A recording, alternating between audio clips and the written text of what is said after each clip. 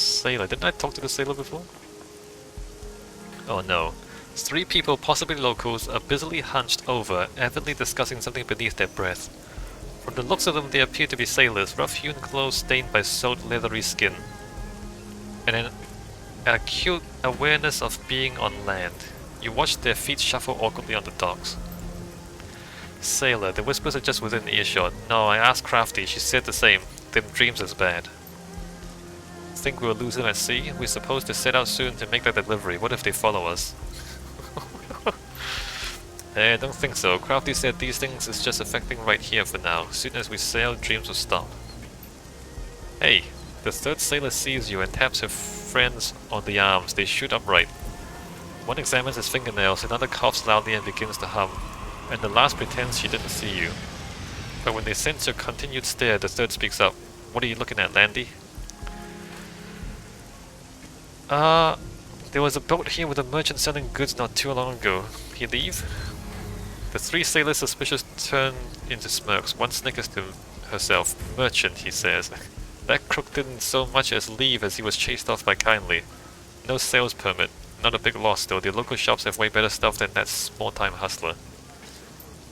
Why don't you look around? You'll find the shop owners here more friendly towards you now that you've gotten the okay from Kindly. Alright, thanks for the tip. They all exchange a look. The 1st sailor responds, right, and stay careful around these parts. I overheard you talking about the dreams. I've heard them too. You feel an uneasiness pass through the sailors. It seems anyone who comes by these parts is having them. And as soon as they leave, the dreams stop. Right eerie it is. Any leads on why they're happening? We don't know much ourselves. We only just returned from our last delivery, but the dreams ambushed us fast enough. Hey, what about that Crafty? The sailor turns to you. She runs the 5 phases. Smart girl. Might know a thing or two about this blight. You ask her and she might have something more to say. Alright, see you around. The brooding tide of whispers resumes as your back turns to the sailors. Alright.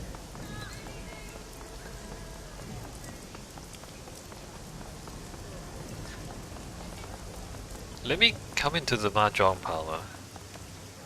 Is Handsomely allowed to deal here?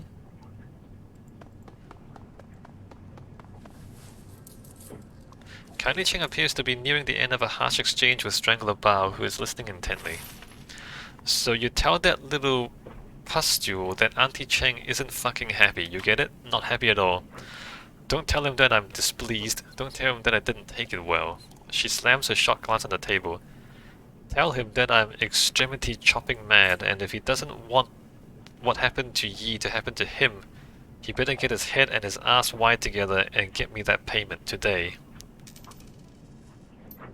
She raises an eyebrow. Was that message clear enough, Mr. Bao? Yes, Mrs. Chang. I'll explain things to him in terms he can understand. Bao steps back and becomes a meat statue once again.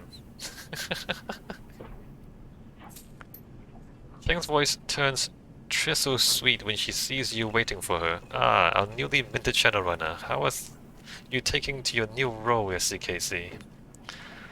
So far so good, like a duck to water. It's a job same as any other. Don't like being a criminal, it's not the life I choose. Like a duck to water, auntie. I had no doubt, my sweet. I have a nose for talent. And how is Mr. Gunshow doing with his new life? He should be okay. Just need some time to get used to all this. Yeah, I don't think he'll be okay. Don't worry, I have my eye on him. He's doing just fine. He should be okay. Just need some time to get used to all this. I don't think he's gonna get used to all this. Very good, my dear. Very good. She smiles. Was there something specific you came to see me about? Just checking in, Auntie. It pays to stay in touch. I agree, yes. Personal contact gets results. I have some good news for you. One of my people successfully planted a wiretap on the police's special duties unit. If news of your foster father or the plastic-faced man reaches them, it will reach me as well. So far, your foster father has proven a difficult man to find, and the plastic-faced man is elusive. He's clearly someone who knows how to stay out of the public eye. But I have my network working day and night. And I still have some favors that I can call in if need be. We'll find them both, it's only a matter of time. Until then, go about your business. I'm sure that more work will come your way any moment. She glances back at Bao. Now I have something pressing. Now I have some pressing business to attend to, the kind that ends in parentless children. I'll talk to you later. Right. I wanted to ask her if Ensign Lee has permission to deal. Let me go to the club, because the other drug dealer's in there. Maybe I ask them, hey, there's a dealer out there, is he allowed? Spider Shen. Shen is busily counting out cred sticks as you approach. Shen's hands move quickly, fingers deftly sorting them into small plastic bins. The labels on the bins bear names: Steel Arm Lu, Grandfather Wo, Lucky Ping, and Kindly Cheng. Shen's eyes flicker up at you for a fraction of a second before returning to the task. One moment, I'll be done shortly. A few last flicks of the wrist sees the final cred sticks sorted into their respective bin, and the lion's share going to Kindly and Steel Arm Lu. There, now what can I do for you? You pay a lot of dues to the Yellow Lotus? Shen shrugs, obviously indifferent to the amount the shop's being taxed. I do, but that's how the system works. I pay kindly for rent. Steel Arm Lu gets money because he's my superior. Lucky Ping receives a finder's fee for goods she sends my way, and Grandfather Wo took me in. He gets paid because he's family, and I owe him for getting me off the streets. You join the organization, you have to pay the dues. It's the same as anywhere else, and it beats the hell out of being homeless in Kowloon. Stuffing the boxes away below the counter, Shen produces a box of assorted needles and inks and begins cataloging them on a battered PDA. You don't mind paying? Not really. Grandfather Wo saved my life by taking me in, you know. Life expectancy for homeless kids in Albadine isn't very good. Because of him, I have skills and friends who'll pay to make use of them. It's a good life, all things considered. Shen leans back against a stack of cages, causing the snakes within to hiss and snap at the glass. I'm just a Blue Lantern, a foot soldier. I answer to White Ming, who I studied with on Wudang Mountain. He's the 49er. The main man who runs our crew. I don't pay him because he takes his own cut of what we make. Alright, show me what you have for sale. I don't want to buy anything from him. Alright, we don't need any of this stuff.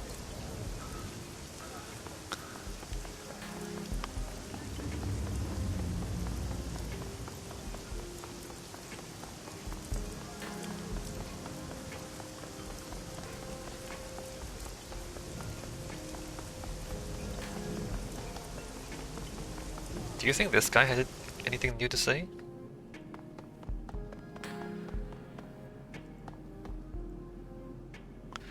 Hey, my fellow countryman returned. Do you want some chips and dip? Help yourself, it's on the engine block. Oh sweet, chip and dip. A spider drone walks past you carrying a biohazard bag with a severed arm in it. There's a big Sahara Combat League race tonight. Everyone's coming over. You wanna come? No, I beg kindly, keeping you busy. Sahara Combat League race. You're from the UCAS Midwest. How'd you land in Hong Kong? Ambrose bites one of his nails and regards you with a hint of suspicion. Well, that's a long story and kind of personal. It involves some jobs, a girl, a real good reason to leave Chicago, a whole shit ton of guns and money.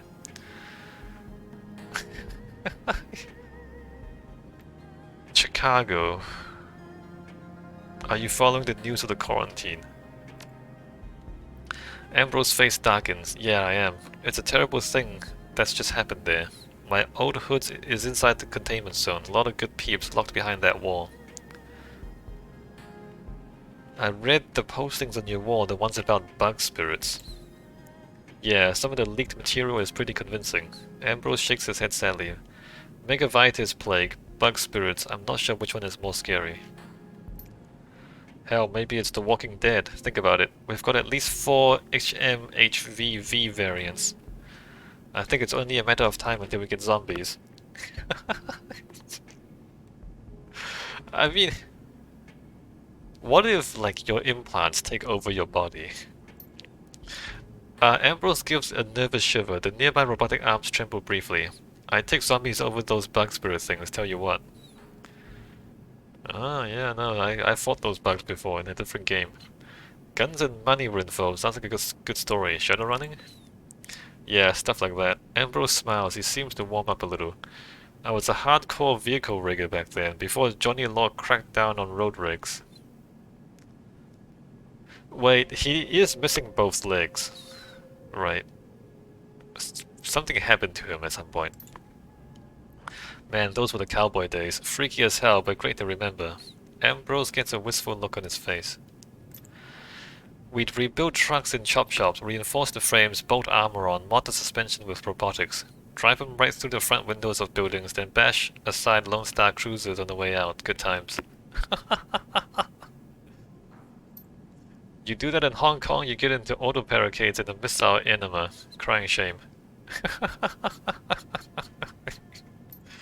Anyway, I needed to get out of Chi-Town, spread my wings. A nearby spider drone fidgets, you know how that goes. Hong Kong seems like a long way to go just to get a break from Chicago. Ambrose smiles, but there's a steely look in his eyes. Sometimes, a guy just needs a change of scene. A girl was involved in you getting here, huh?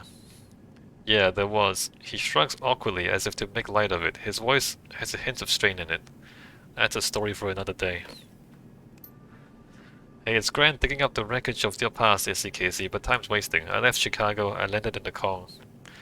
After a while running the Kong shadows, I landed here in Chrome Alley. That's really the gist of it. Now we better get back to earning a living. Alright. So... nothing special there. Just a bit of backstory.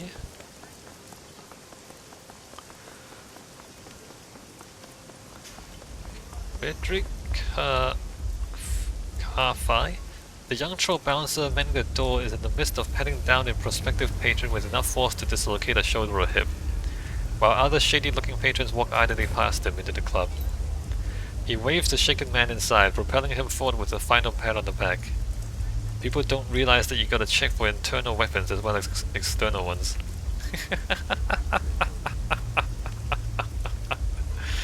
Are we talking about the rubber glove treatment?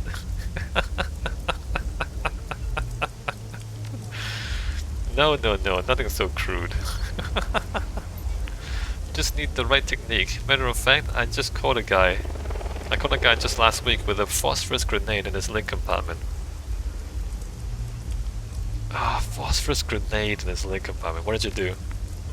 Disarmed him, of course. Got it back behind the bar now. I'm gonna blow it off later in the river and impress some girls. You looking for a pat down yourself?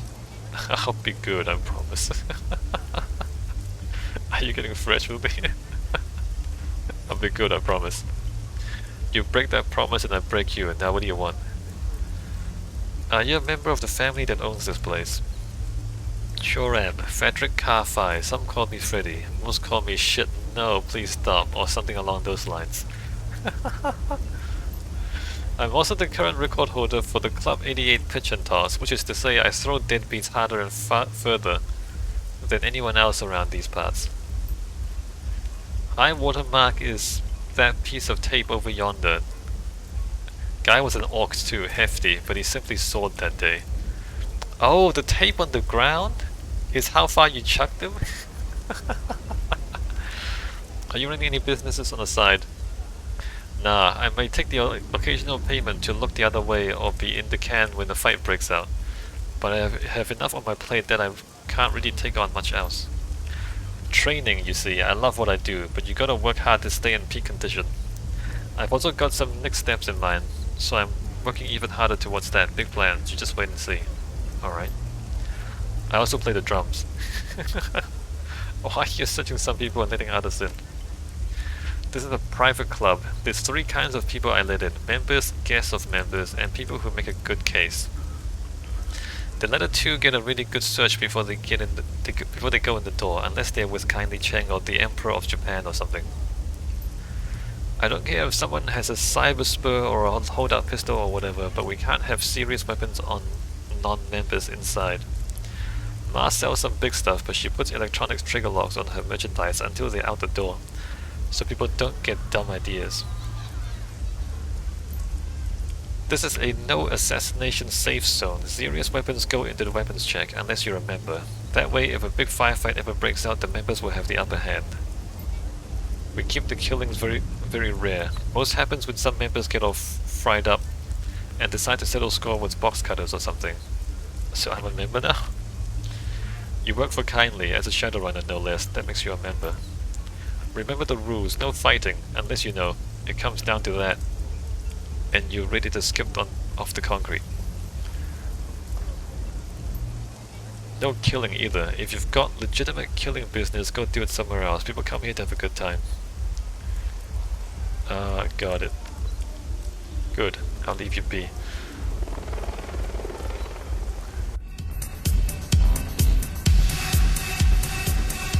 Callum Carfi.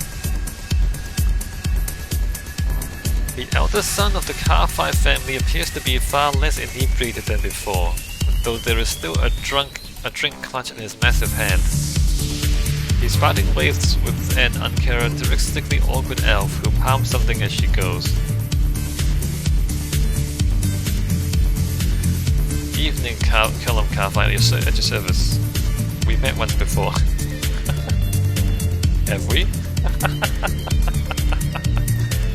I suppose one of us didn't make much of an impression. I think I liked you better when you were plastered. Well, here's something to a better man in your eyes.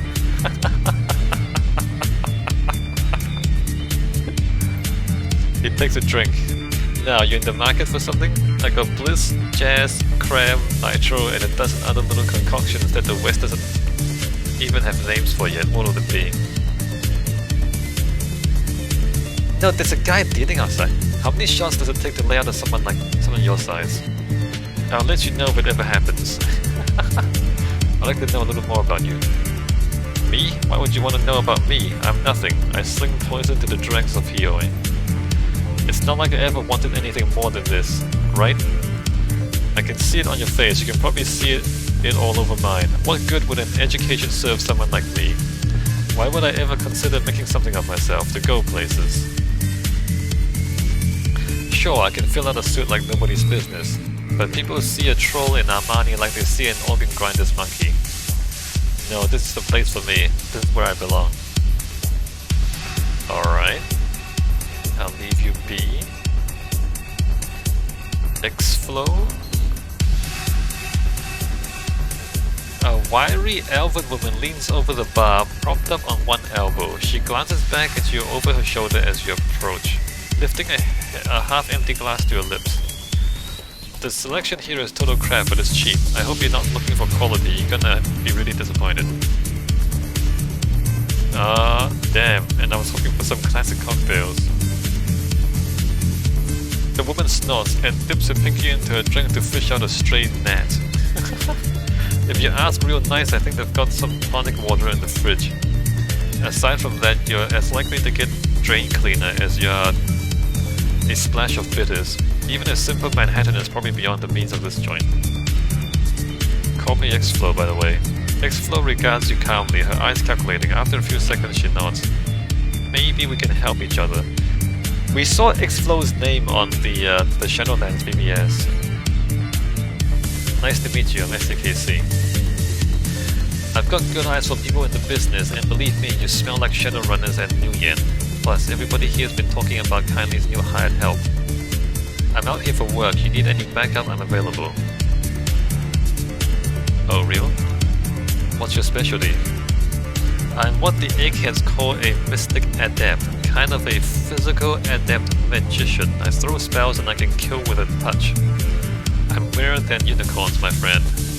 X-Flow lifts a glass, draining the last of it. Cheers. Alright, mystic adept. Where you from anyway? All over, really. Born and raised in Sydney, but ever since I was 15 I've been travelling anywhere there's work. Not a whole lot of opportunities for a street kid whose only skills relate to beating people up. I've lived in Paris, London, Vladivostok, Caracas, hell, I even spent a year in Johannesburg. But as Azania is full of assholes. Your Cantonese is pretty good. I don't hear an accent. X-Flow taps the base of her neck with 2 fingers. That's because it's chipped. My only concession to cyberware, when you move around as much as I do. Lingual selves pay for themselves pretty quickly. They're not perfect, but they get the job done. Alright, how'd you get into this life? I grew up on the streets running with gangs. Turns out if you get in enough street fights and have magical potentials, things just naturally express themselves. Once that happened, I realized I could charge a lot more than the protection rackets I've been running. Besides, it's not like I know how to do anything else. I've never been to school, I'm sinless, what else am I gonna do? Panhandle for change? Shake down stuffer sacks for beer money? No thanks, mate. I'd rather life fast, hit hard, and burn out. I'd rather live fast, hit hard, and burn out. Got any good runner stories? Running her hands through her hair, X-Flow leans back as she thinks, yeah, I got a couple. There was this one time I signed on with some mercs in Eastern Europe. They had a job to do near Krasnodarski Krai, lifting some